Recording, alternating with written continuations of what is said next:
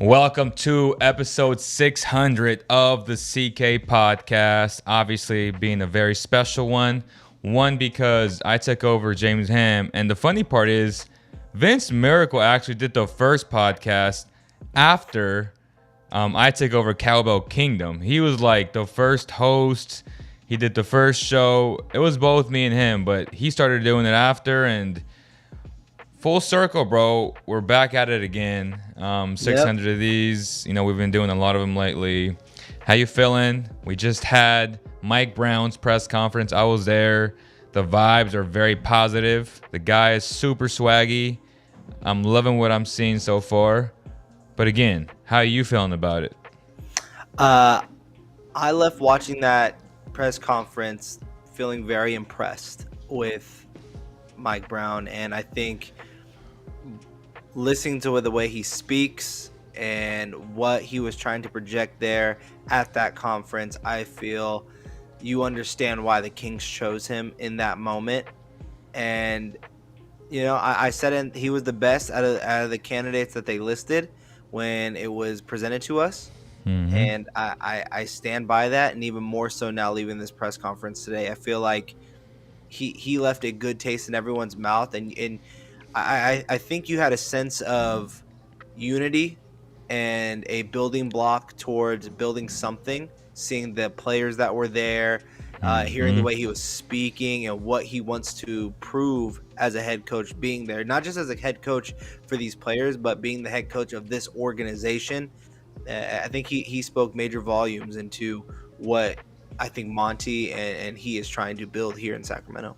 So about 2 episodes ago, I talked about culture and how I went to listen to this public speaker, pretty famous guy. I won't name his name, but you know, he was there in our EO meeting. EO is an entrepreneur organization, and they teach you how to build your companies, accelerate the program. And he was talking about culture, was the topic for him that day. And everything he was saying, talking about the system that he pretty much goes into a business, he evaluates them, and every time he would talk about something, I would literally be like, dude, this guy is building an NBA team. Like, you can apply this system to building an actual team, because in my head, it would trigger me, bad culture, Kings, good culture, Warriors. You know, full circle, applying that to today.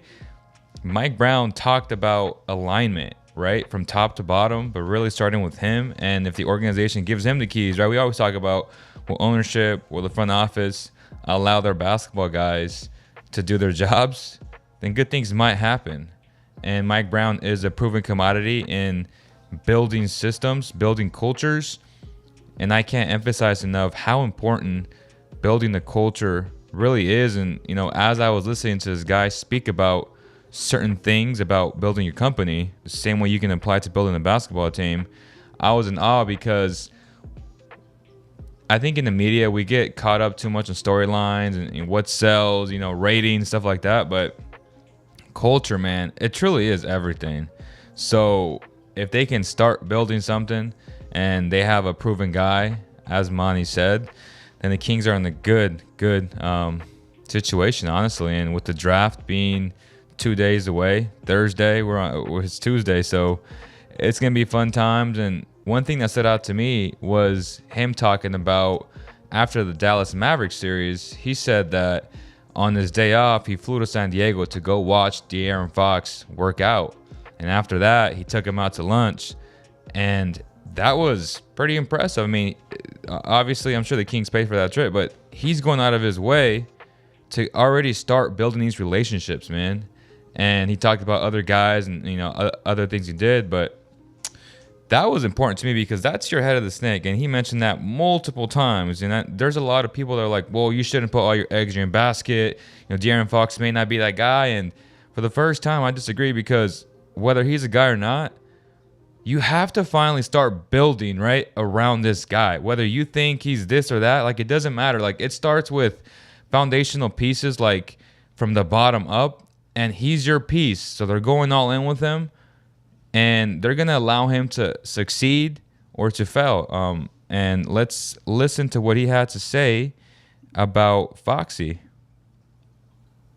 Hate that nickname, by the way. No audio. I can't hear it. You can't hear it? No. Let me see. Really?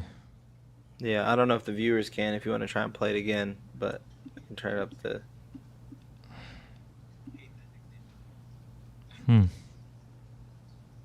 Yeah, on the playback you can't.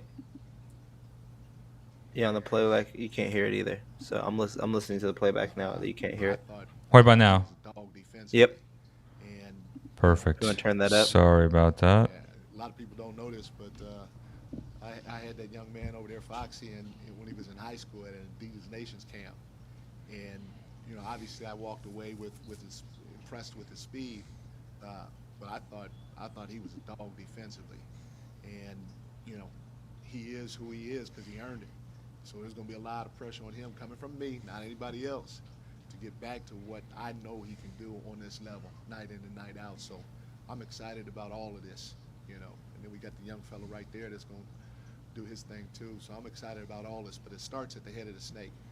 And those Right two there. guys up there, for me, great to have. So as he was saying this, I was literally staring at De'Aaron Fox, just just trying to read his body language, looking at it, as he listened to his coach say this publicly, and he had like that serious, not like that smile, like yeah, like he's talking about me, like you know what I mean, like it gets you excited. He was like, I'm about that, like I got to prove who I am as a basketball player. Enough is enough, right? We all, E-Man brought up this good point about how he felt that Jason Tatum and Jaylen Brown were a little bit too cool in the finals. Like, they didn't have that Luka attitude, like that bitch fit where you like throw a fit and you're throwing chairs and you care, like you got that mama mentality. And then we put Fox in that I'm too cool group. You know what I'm saying? So now it's time for him to prove, like, okay, I'm the head of the snake. Coach just put me on, on the pedestal. Let me prove this guy right. How do you feel about these stats and pretty much everything that I've said so far? I mean, it was true. I mean, Mike Brown said, I got to go. He took it upon himself, knowing that Fox was the guy, to say publicly during the playoffs, right when the Warriors beat the Mavs, he flew out, took his whole entire family out to lunch, and went through a whole story about how he wanted to take time to meet, introduce, and talk about the future with these guys. And I think it spoke volumes to the fact that he talked heavily about Foxy, or De'Aaron Fox, as we all know Yeah. him. I'm telling you, I really don't like that nickname. But then to go back even more so to talk about, hey, a lot of you guys don't know this, but I trained with him back in the day, and you can hear it there in that video, and he was a dog defensively. I think what it is, and my biggest takeaway from this press conference from him was when he declared the three values that he wants to bring to this team. And it wasn't just to this team, it was from the top down to the organization down, saying everyone needs to buy into their role and what that is. And Here it is. Yeah, Here go it ahead and is. play that one right there. Yep. And there's three areas that I'm going to really focus on to get that right. Three areas that I'm going to lead in to get that right. The first one, there has to be a vertical and horizontal alignment of trust within all the units of an organization. That's how you build a business. Basketball, it's business side, it's the medical side, it's the players, it's the coaching staff. There's got to be a level of trust that's unattainable in most instances. The second area Facts. is there has to be a set of values. I think that he Set of spoke to the values on entire table organization right here. that are led and upheld by the leadership of this organization, starting with me. Eventually, it'll get to the internal part of the group, which is our players too, the leaders within our group of players too.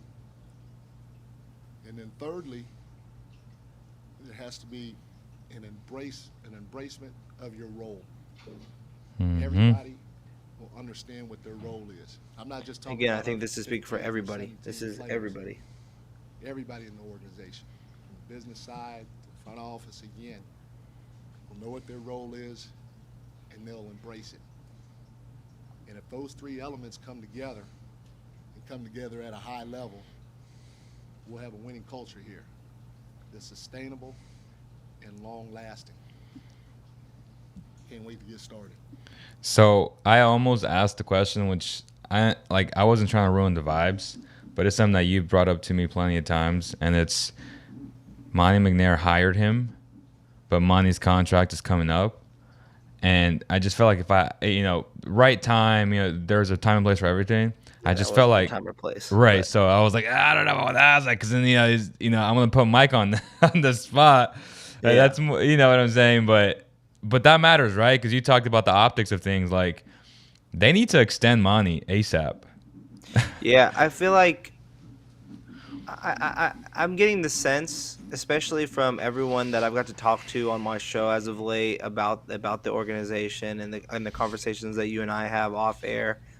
I feel like there's a growing belief that Monty is comfortable. Like his seat may be warm, but it's not hot. He's in a comfortable situation right now. I think there's a belief that an extension will definitely come.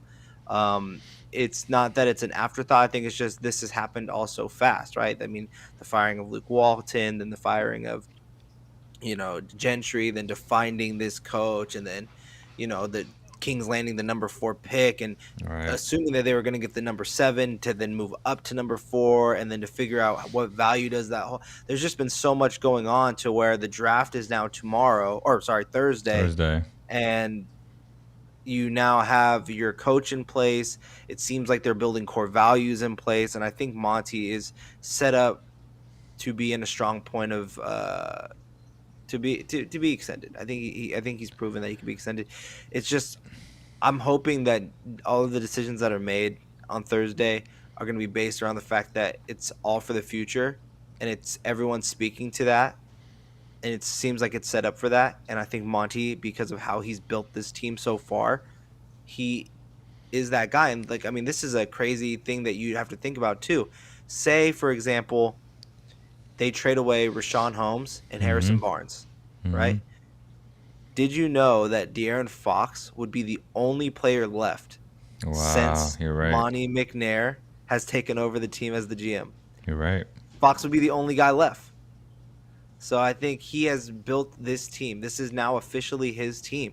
He has all the players he's drafted. He has now his head coach. You give him that extension, and you know that this is going to be the guy that's building for your future. Wow. I obviously I know that, but I haven't really thought about that. And that's a huge possibility, right? Because we continue to hear the rumors of John Collins to the Kings. You might have to include the 4th, which I wouldn't personally. I would never do that.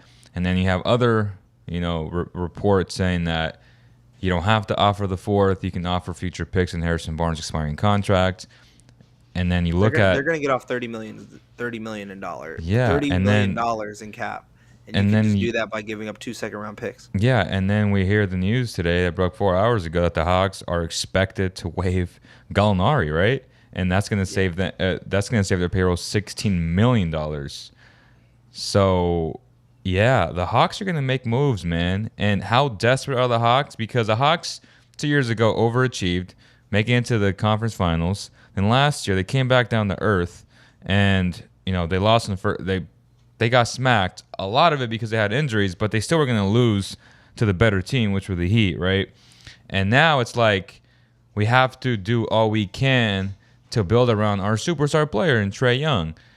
And I just don't think it makes sense, just logistically speaking, trying to take away a talent like a John Collins from Trae when you think about how well they fit in the pick and roll. And, this could be the move that really doesn't, make them make that trade without getting what they want. But if I'm the Kings, $100 million though. That's fair, but what's more important, paying that money or keeping your star happy? Like, are they better if they trade John Collins for Harrison Barnes and future picks? I think that they're better set up for the future because 2023's free agency class is extremely better than it is this year. This year's free agency, you're not getting better as a team with the free agents that you're signing. So you're going to have to do something via trade. And I think the Hawks know that they're in a situation now where they don't want to just be first round and out. They want to be where they were a few years ago when they were able to beat the Knicks and then be competitive against the Sixers and things like that. I mean, like, that's where they want to be. And I think the only way to do that is to start kind of like getting young talent that Trey Young is going to be the leader of, and have that voice being that he's been that guy in the trenches, in the playoffs, and can carry. So I don't know. I think they want to have cap space to go get a superstar in 2023. Okay. So in a way, they're just building towards 2023. A crescendo. Yep. But they're gonna have something huge coming. Yeah, I mean that makes sense. And then we have news that the Blazers are eyeing Shaedon Sharpe with the number 7 pick. Do you think this affects anything at all for the Kings? No, I think Shaedon Sharpe is a good pick for the Blazers too. I do too. I do too. I still like the idea of getting Josh Hart and trying to find a way to get to 7, but I mean, like 7, I don't know. I like Josh Hart as a player. I think he fits this team. But we got John Wall as exercises, $47.4 million. Get that bag, option. Baby. Get that bag, baby. Bro making $50 million for doing nothing. Chris Nunn did the same thing. He opted into his contract today. And then the Pacers rejected Russell Westbrook trade. That was a given. The trade offer was Westbrook, THT, a 2026 first-round pick for Malcolm Brogdon. They said, no thanks. Good, because why would you put him next to Tyrese? That's just ridiculous. For the Kings, do you go after, if the pieces line up, do you go after PJ Tucker? No, I would actually go after this guy here, who's testing free agency. So Batum is going to enter free agency. A key piece. When I talk about key piece, he was a key piece to the Clippers making it to the conference finals 2 years ago. Played a lot of center, right, in those super small lineups. Extremely versatile. Had a resurrection of his career really there in LA because everybody thought he was done after his Charlotte time. But that could be a veteran piece. I hate the fact that, I love my bros and people who send me like, oh, Looney. I'm like, bro, Looney would be the worst thing for this team. Like, he's not coming here to be a bench player. And if he is, like, I don't want him as my bench player. Like, he's a terrible fit next to Sabonis. Now, this is a vet that has experience that I would love to have, who actually fits with what they're doing, not Kevon Looney. Like, come on, man. I hate getting those messages. It's just like, bro, he's a good role player. I've never heard of Looney as the King. That would be crazy. Right. But idea. I mean, but like that was reported by like I think it was Mark Stein. That Looney to the Kings? That they have interest in signing him because of the Mike Brown connection. So I'm like, what? Like, why? No, and as a Kings fan, you try to tell yourself that he's a good player. I'm like, he's a great system player on that team. I think a lot of players are, right? When you think about even guys like this, the Golden State Warriors are expected to discuss the contract extension with Andrew Wiggins this summer. Makes sense. That makes sense. Speaking of Andrew Wiggins, I thought it was a very nice moment there for Mike Brown today to talk about how, Steph Curry, Bielitsa, Andrew Wiggins. These are all guys that were known to be bad defenders, but you put them in the right type of defensive system that best suits them, and now they're locked on defenders. And that was after he was asked, and I could have been Tony who asked that. I'm sorry, I didn't remember who asked the question. But I think it was, yeah. He basically was like, no offense to the guys in the room, but this Kings defense has been a black hole for them. Was very honest in his question. I think Mike Brown answered it very well, and a great example was Andrew Wiggins, because before he went to Golden State, he was known as a person that cannot play defense whatsoever. Exactly. And then to see what he did into the finals, averaging double-digit rebounds, close to double-digit rebounds in the final 2 games to get that championship and to play lockdown defense on Jason Tatum. Crazy. 100%, man. And this is what I always tell you, Robert, and everybody else on the show. Like, when I talk about, obviously Fox has a different role, right? Like, Fox is the head of the snake. But there's a difference when I look at guys like Tyler Hero and Trey Young, guys who are athletically not capable of actually being a good defender. And I look at guys like Andrew Wiggins and De'Aaron Fox, who have every tool in the box to be a capable defender. Obviously, Wiggins took it to an insane level in the finals, right? Like, historic finals defense. Do I expect Fox to be that? No. But do I expect Fox to be in the 1 percentile of the worst defenders in the league? Absolutely not, because he's more than, again, the key word, capable of being a non-negative. Like, I'm not saying to be Drew Holiday, but if he can be somewhere in the middle and still, Can you be a put out Mike the stuff, Conley? That's all I want. whoever, just as long as you're I not just in the want him to one be a Mike Conley. percentile. Because like De'Aaron Fox right now, the analytics hate him, right? Like he's He's a god horrible awful, defender. He's a horrible right? defender. But again, when he's locked in, and he has shown it. So Mike Brown has just proven to get the best out of certain guys. And this is a great example of why I expect Fox to at least bump up his defense and not be a net negative this year and just help the Kings win games. Because if he can just be a non-negative and just, break even, then they're going to be fine. Because if he's averaging 25 to 28 points a game, they're going to be in a good situation to win basketball games. It's the statements like that and calling him the head of the snake and all the other things, which proves to a lot of people that this is a make or break year to say you're either a Batman or you're not. There's no more excuses because we got you a defensive minded coach. We get you locked right back in on defense. Just as long as you don't get him Corey Joseph, bless his heart, who's opted into his $5 million deal with the Pistons. Baby. Get that bag, man. The MVP is the agent. No question about it. He got 13 from the Kings, and now he's getting 5 from the Pistons. That's crazy. Obviously, click on that one right there. Yeah, click on that one. On a serious note, I would speak to Caleb as he would walk towards the building. G League guy was a good dude, man. Rest in peace. God bless his family. It's super tough times, and 97 to 2022, very young. Had a lot left in terms of his life, but unfortunately passed away at 25 years old, man. That's crazy. Yeah. So he was in Vegas when I was there. Remember that? I got to talk with him a little bit. Yeah, that was nice guy. First time I went to Summer League credentialed media, he was one of my very first interviews. Yep. Super nice guy, man. And in this clip, we'll show people how he's out here traveling. He's practicing traveling moves, right? Like, they're taking it too far. I just feel like if you don't catch this dude, like what the hell is he doing? I didn't know that 2 steps after you dribble was not traveling. I thought that you couldn't put the ball back down. So yeah, that's I'm like, what is going on? But hey, that's man. Like a video that they go travel or nah, and you're like, yes. And then people are like, nah, it's a hezzy dribble. You still get you're like, no, bro. I mean, that's crazy. God damn. Yeah, I got that stuff stuck in me. Talk about a trade that you would like to see on Thursday. So I drink some water. Okay. Yeah, there's a scenario that I'm building in my head. I'm thinking about writing it down just to put it out there. And I told people this on Twitter the other day as a reminder. Look, when I post trades and free agent ideas, a lot of it is to get the conversation going. I don't necessarily believe in all of them, but look, I got it to work. So it's like travel or not? It's like travel or not. That's all I'm really trying to ask you guys. Is it a travel or is it not? That's why I always post it. Tell me why you hate it.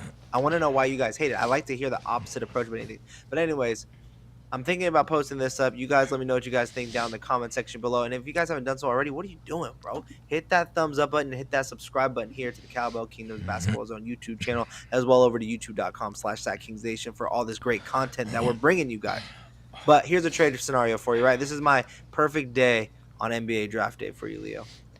Kings actually do trade Rashawn Holmes, the number 4 pick, and a 2024 first-round pick, and you move up to grab number 2 and you draft Chet Holmgren. Then, after that deal is done, and if you have Chet, you trade away Harrison Barnes, the 37 pick, and the 49th pick, along with 2 other expirings. You can choose Metu or you can choose Holiday. However, you choose Terrence Davis. You pick the other 2.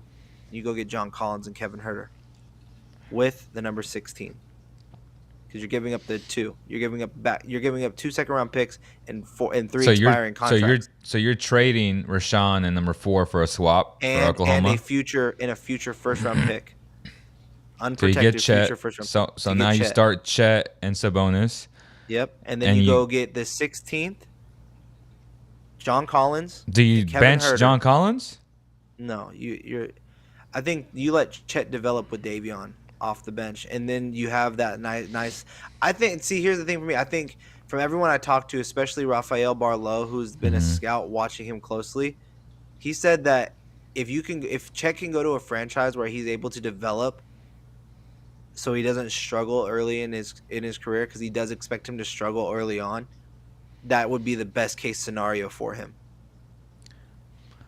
But can we So just if he can- admit that just because he's skinny, like people try to associate skinny with like soft and weak. He's actually arguably like the toughest dog. player in the NBA draft. Like that guy's a dog, and he's a a dog. competitor, Yes. and like extreme confidence. And yeah, obviously he said I'll be the best player, whatever. But he actually believes that. Like he's one of those guys that are just dogs, and a guy that's obsessed. You know, he's obsessed with basketball.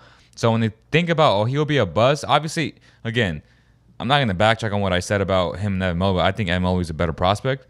But when I think about like his attitude, his approach to the game, Chet Who's the Holmgren better is, prospect?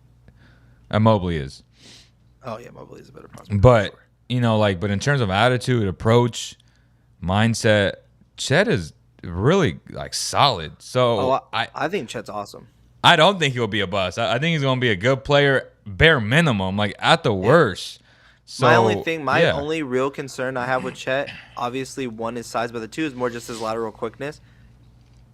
So like I don't know what player he defends, but I was asked this question was asked earlier today, and I thought it was such a great question. Everyone keeps bringing up the fact, who is Chet gonna guard? Let me ask you this: who's guarding Chet? I just said that the other day. That's a great question. Who's gonna be guarding him? Yeah. As much as I want to say, Chet probably couldn't guard a Jay Crowder because he doesn't have the lateral quickness to do so. That fool can't guard him Crowder either. could not stop him either, because all Chet has to do is put the ball in the air, and that man would have to jump to go dunk, to go grab that thing. So I don't know. I think trading. I think that gets the deal done for getting the number 2 right. You give up the number 4, Rashawn, because the OKC still needs a center. I mean, you can't just. Jerome Robinson was not very good, and neither was Isaiah Roby, for being 100% honest. And then you also give up that 2024 first round pick. You go get Chet, let him develop. He's your guy at number 2. You got a really good player that you're developing for the future. Then you go get John Collins, and you go get Kevin Huerter, and you take on that extra money, and you give up your 2 second-round picks so you can also obtain that number 16 pick where you get Tari Eason. So now you're really set for exactly what your team needs to be. You have young assets in Chet, Tari, and Davion, and you have the middle, like second contracts already, third contract, Sabonis, Fox, your veteran, and your leaders, your head of the snake. So you have that nice mesh of future and now. And when they develop in 2 years, 3 years, guess what? They're in their peak. Now Fox and Sabonis are 28, 29 years old. They're at the peak of their talent. They're at their prime. These other guys are now crescendoing into what Fox and them are now at 22, 23, 24 years old. Now let me just change it a little bit for you. So we'll make that trade for Chet, and rather than going to Atlanta, what if we just trade HB for Jeremy Grant straight up? Would you prefer that? I like HB more. A lot of people don't like that I say that because they think that Jeremy Grant is a better defender, which he probably is just because of his lateral quickness and the ability to stay long. But I like Harrison Barnes' demeanor. I like how he is able to screen and roll. I like that he's able to post. I like that he's able to shoot off the dribble and as a catch and shoot 3-point shooter. So I personally like Harrison Barnes better. That's just my personal preference. Fair. And I also like the fact that he's a veteran that's been in the playoffs, that's been in the finals, that can still speak to this team as someone that has been there if success does come the way of the Kings. That's fair. I respect that, man. Well, huge shout out to Chasen's Nell Grove for sponsoring episode 600 of the CK podcast. Huge shout out to Vince. Huge shout out to Vince Miracle, man. My brother from another mother. We'll be hooping soon. If you guys want to join us today, Fulton and Hurley, 24-hour fitness. We'll be there about 8-ish, 8:15, somewhere around there. Get some runs in. Man, 600 episodes. We're bringing you guys live shows every single day. Vince will start writing some articles as well. So we'll, start that. Start the cowbellkingdom.com website going back up again because we've been MIA on there because you pretty much consume all your content on Instagram. It's pretty much the approach that we've taken. And, let's end on the good note. Let's hope that this man here brings some of that vibes. Shout out, Coach. he said he didn't go too ham because of this press conference today, but I loved it. He's like, I couldn't get turned up. He said, I couldn't get turned up. I was like, I love this guy. And then he talked about Doug Christie and how he set him, like how he clamped him, and bro, that was funny. This guy is great. He came out full throttle today. Shout out to Mike Brown, bro. Can I give out a final thought? Go ahead. Final thought. Who we draft? No, I mean we'll probably do a. Let's do like a mock draft. Or are you gonna go there? I mean, I'll probably be there, but we should do like a live though, huh? I think live would be better to like do it at Medici or something. Yeah. I think that would be a better, just because then you get that environment. You know what else would be a cool one? Because I did it before, is that go to downtown Sacramento, go to K Street, and go to was it Firehouse? Mm-hmm. That's always a good one, just because everyone gets to sit live at the bar. They have all those TVs on. You can sit there by the wood stove fire. Yeah. So I think that would be a cool one. Or obviously the sponsor, Chasen's, that's an option as well. So I think that we should do that. But that's a good one. That's a good one. Keegan ain't all that. Trust his defense is going to be exposed. His 3-point shot is kind of suspect too. No, that shot's pretty, bro. Shot's pretty, yeah. That shot's pretty solid. Hey, speaking of shots, if you want to go on my Twitter real quick and just go show ahead, off that man. jumper. Go ahead, man. Go ahead, for sure. Tune in to Vince's journey as he tries to emulate me as a shooter. You as a shooter? I mean, I've been shooting lights out the last 2 months, so I don't know why. I don't even play that much, but for whatever reason, it's just giving me fresh legs, I guess. But as Herb, I mean, I've been shooting lights out for sure. But yo, shout out Herb. But yep. I've been beating him once. I've been beating him in 3-point He told me shooting. that. I was shocked. I ain't gonna lie to you. I'm like, Vince beat you? He's like, yeah. I'm like, wow. Yeah, I be hooping, bro. I be hooping crazy lately. I've been working a lot on my handle, but that jump shot stays pure. I have one of the purest jump shots here in Sacramento. Third best jump shot, right behind Buddy Hield before he left. So you know what I mean? Like, that's tough. Leo, if you want to get this 3-point shootout on and then get 1v1, we can put this thing on a stream, on a live stream. But like I said, man, my final thought here is this. I think the Sacramento Kings definitely need to make a decision, and I think that decision will be made as early as Thursday.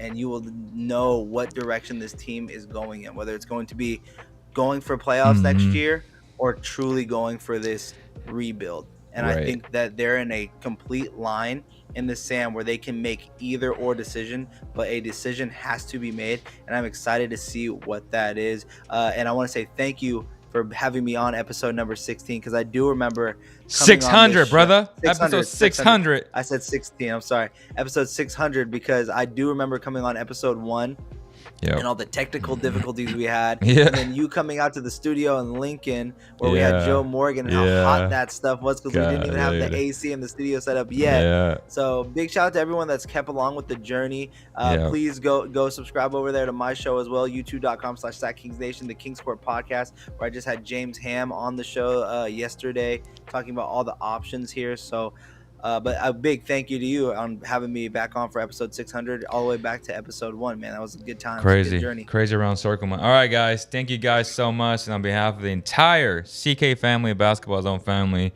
we thank you guys, and we'll see you